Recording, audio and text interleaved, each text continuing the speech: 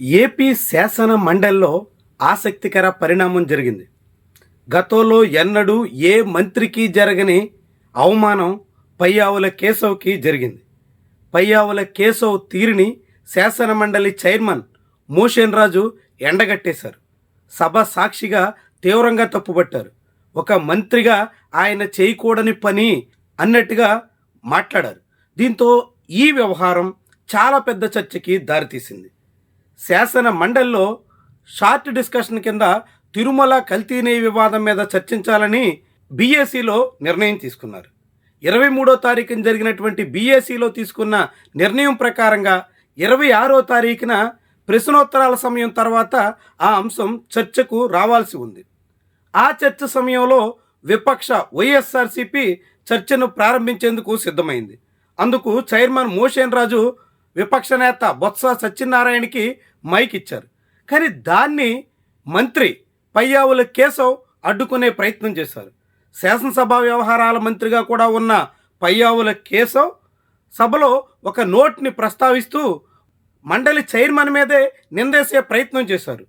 దీన్ని మోషన్ రాజు చాలా సీరియస్గా తీసుకున్నారు. నిన్న జరిగినటువంటి పరిణామాల మీద ఈరోజు శాసన మండలిలో మోషన్ రాజు ప్రకటన చేస్తూ ఏమన్నారో ఒకసారి వినండి. నిన్నటి రోజు లడ్డూ ప్రసాదం షార్ట్ డిస్కషన్ సందర్భంగా సభ పునఃప్రారంభమైనప్పుడు క్వశ్చన్ అవర్ను డీమ్డ్ చేసిన తర్వాత కూడా అధికార పార్టీ సభ్యులు రూల్స్ కు విరుద్ధంగా క్వశ్చన్ అవర్ను జరిపించాలని అడిగి లడ్డూ ప్రసాదం చర్చను అడ్డుకునే ప్రయత్నం చేయడం విచారకరం. అదే సందర్భంలో ఫైనాన్స్ మినిస్టర్ గారు నాపై కొన్ని సత్యదూరమైనటువంటి ఆరోపణలు చేయడం కూడా కరెక్ట్ కాదు. షార్ట్ డిస్కషన్ కొరకు ప్లీజ్ జరిపే సన్నాహక చర్యల్లో భాగంగా సెక్రటరీ జనరల్ ఆ సంబంధిత శాఖ ముఖ్య కార్యదర్శికి షార్ట్ డిస్కషన్ టాపిక్ పై నోట్స్ కొరకు పంపినటువంటి ప్రతిని చూపించి స్టేట్మెంట్ ఇవ్వడానికి నేను అంగీకారం తెలిపిన పత్రంగా నమ్మబలికే ప్రయత్నం చేసి సభను తప్పుదోవ పట్టించే ప్రయత్నం చేశారు. అది కూడా కరెక్ట్ కాదు. ఈ విధంగా అధికార పక్ష సభ్యులే సభలో చర్చను అడ్డుకోవటం మంచి సాంప్రదాయం కాదు. సభా గౌరవాన్ని కాపాడవలసినటువంటి ఇరు పక్షాల సభ్యులు పెంపొందే గౌరవం, సభ గౌరవం పెంపొందే విధంగా ఇరు పక్షాలు నడుచుకోవాలని తెలియజేసుకుంటా ఉన్నా. ఇవి మోషన్ రాజు మాటలు.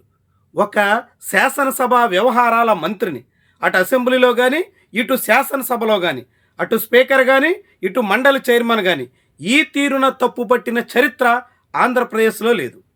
శాసన మండలి శాసనసభ వ్యవహారాలు సజావుగా సాగేందుకు తగ్గట్టుగా చూడాల్సిన మంత్రే సభా కార్యకలాపాల్ని అడ్డుకున్నారు అనేటువంటి రీతిలో మండలి చైర్మన్ నేరుగా సభ ముందు ప్రస్తావించారు.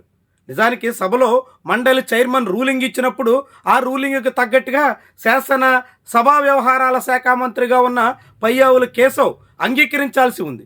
కానీ ఆయన అందుకు విరుద్ధంగా ససేమిరా అన్నారు. మంత్రి నోట్ ఇస్తారు, మంత్రి స్టేట్మెంట్ మీద మాత్రమే చర్చ జరగాలి అన్నట్టుగా ప్రకటించారు. అసలు షార్ట్ డిస్కషన్ మీద మంత్రి స్టేట్మెంట్ సాధ్యం కాదు అంటూ చైర్మన్ చెప్పినా మంత్రి అంగీకరించలేదు. దీంతో ఈ వ్యవహారాన్ని మోషన్ రాజు చాలా సీరియస్గా తీసుకున్నారు. చైర్కి అవమానం జరిగినట్టుగా భావించారు. చైర్ విషయంలో మంత్రి ఈ తీరున వ్యవహరించకూడదంటూ హితవు పలికారు. ఇలా ఒక మంత్రి తలంటేసినటువంటి వైనం చాలా పెద్ద చర్చకు దారితీస్తుంది. ఆంధ్రప్రదేశ్లో అటు అసెంబ్లీలో పూర్తి ఏకపక్ష వ్యవహారం నడుస్తుంది. బ్యాటర్ నుంచి ఫీల్డర్ వరకు అంతా వాళ్లే, పైగా అంపైర్ కూడా కూటమి నాయకులే.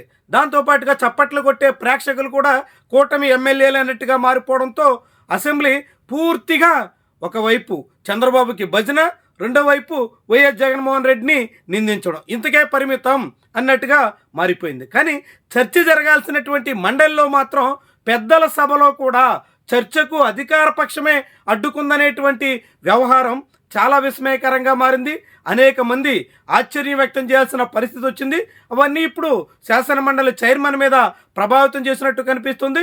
దాంతో నేరుగా మండలి సాక్షిగానే చైర్మన్ మోషన్ రాజు చాలా సీరియస్గా ఆర్థిక మంత్రి, శాసనసభ వ్యవహారాలు కూడా చూస్తున్న పయ్యావుల కేశవ్ని తూర్పారబట్టేసినటువంటి వైనం విశేషంగా భావించాల్సి ఉంటుంది. గతంలో ఏ మంత్రికి జరిగినటువంటి అవమానం ఇప్పుడు పయ్యావుల కేశవ్ జరిగినట్టుగా చెప్పాల్సి ఉంటుంది.